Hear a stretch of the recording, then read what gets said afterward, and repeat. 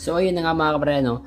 Share ko lang tong nabili ko ngayong araw mga kabarya. Napaka-happy ko mga kabarya kasi sa tagal nating naghahanap ng ganitong klaseng barya, nagtaon po itong sa 10 piso na BSP year 2007 at 2000 yung binibili natin mga kabarya. So nakabili na ako ng year 2007 at ito yung nabili natin ngayon. Big shout out again sa seller natin ito from Muntinlupa, Sir Salde.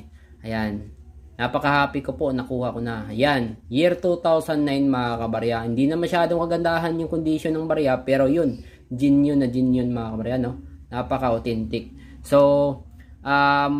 very hard to find na to kung ituturing sa akin mga kabarya, no? For me, kasi nagtry ako before na magpabarya ng almost 10k sa, gasoline station. Pero, ni isa mga kabarya, wala akong nakitang 10 piso na year 2007 and 2009. Yun, ganun siya kahirap hanapin. So, yun, napaka-jackpot ni sir kasi